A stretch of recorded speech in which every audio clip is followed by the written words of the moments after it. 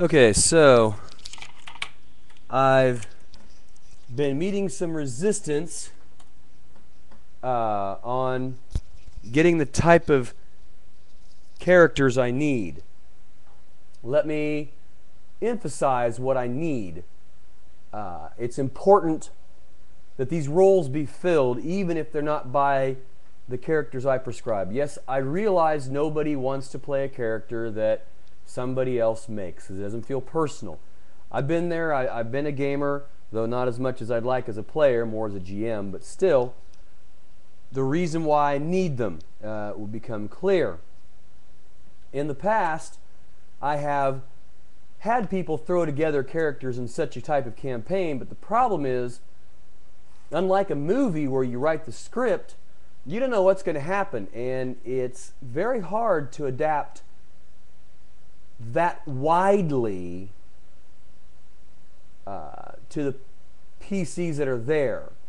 Now, I know the players are saying, well, that's kind of your job, Logan. You're the man. But honestly, as much as I've tried, I can honestly say that I can't go any further without the players' help. And that's what's been missing every time I've tried. So I'll go through it again to let you know. First of all, I need the telepath. Now, I need the telepath for plot points and communication with some of the major players in my campaign, particularly the turquoise and then later on other races that rely on or respect telepathy.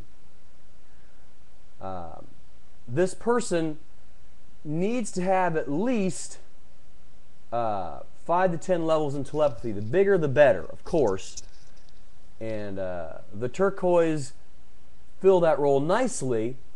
However, it doesn't have to be. Just remember that this is the one exception where you can play a telepath that can be perfectly human. The problem, though, as you know, is that having a telepath in my campaign requires something. And to remind you again, for instance, basically it goes something like this. The humans have just started to get telepathy and ESP for real. If you have anything over a power of 5, each point must be accounted for with disadvantages. Severe ones preferably. For example, there is a telepath that I made, perfectly human, who's quadriplegic. And remember, you always have cyber rejection when you have telepathy, so that's a major deal. That's 25 points. Plus you have to somehow find 50 more points of disadvantages. Yes, this goes beyond the normal 40, but I'm talking 500 or 600 point characters here, not just the normal 100. This particular person being telepathic has a 15 power. Pretty good, but is quadriplegic. Now, I looked into the books and found out that a telepath can jump bodies and keep the next body. But I mitigated that problem by saying, and this is true, the person's quadriplegic has nothing physically wrong with him or her. So when this person jumps bodies, unless it's a body that can handle telepathy because their body pays for it, i.e. the turquoise, they're going to be quadriplegic again. Nothing physically wrong, just their mind will not allow their limbs to move. So that's the first necessary character. The second necessary character is the computer. Now, the reason why I picked computer is for 2 reasons. First, plot point. As I said, in my campaign,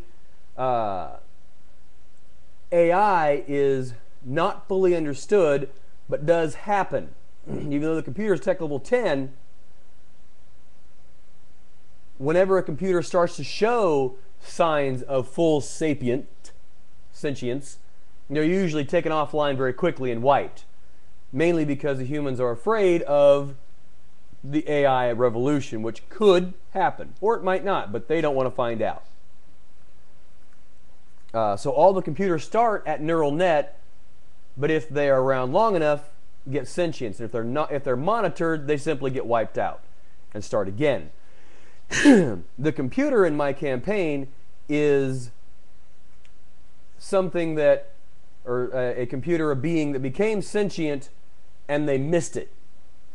Now, the need for the computer in this particular type of campaign is basically that the computer can learn anything, especially with several more memory slots, and can retain all of that knowledge. Very important, because if said characters are specialized, the computer is the non-specialist. They have all of the skills, or can get all of the skills. Very important. Okay? Also, people would want to wonder why they would want to play a computer that can't really move. Well, anybody that knows about the GURPS rules knows that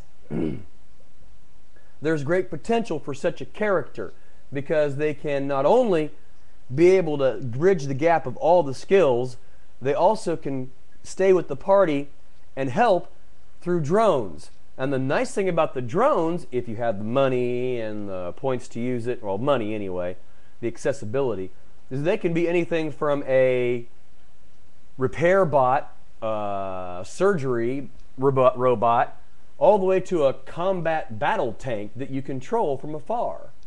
Remote control, unless you really want to be put in the thing, or you can control the ship if it's that particular fashion, depending upon if it's mechanical or organic. So this is kind of where the computer, although limited in some ways, because they won't actually be the best in all of the skills, is very broad and has a lot of possibilities, a lot of flexibility. But I need that character. If you can come up with somebody that's autistic or something, or an organic that can do it, that's fine. But really, what I've put down as far as the computer is really going to be helpful. And more flexible. Second, I need the combat warrior. I made a cyborg. Now, people, this cyborg has nukes. Okay, that means that almost any danger, as long as it's in the right position, you can deal with. It can fly in space and air for a short time. Goes fairly fast. Has lots of armor and different weapons to deal with different things. But if that is not good enough for you people, then other alternatives exist. I did make a bug from Starship Troopers, very effective. Tippy's Cyborg Ninja is a good example, but I need the combat warrior, not just a human. And remember, the parameter is that they can't be human, or they can't be considered having human rights. And finally, I need the pilot. And again, with the parameters I set, your best pilot is actually the uplifted dolphin. But if you choose something else, that's fine.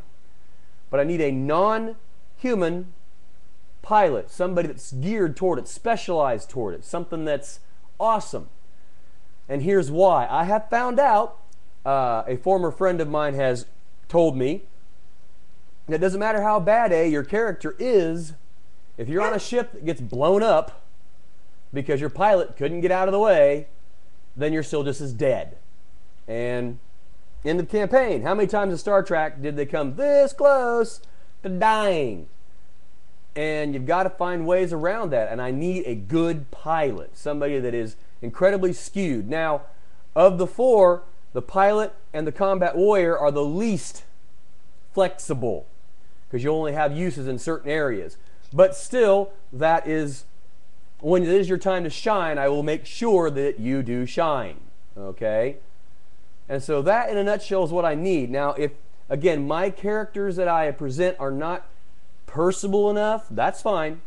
But those roles need to be filled, or I cannot run the campaign. And again, whatever you make or whoever you choose to play, you must know what it is, how things go, the ranges, the numbers. If you're the pilot, you have to have a little bit of knowledge of astrophysics.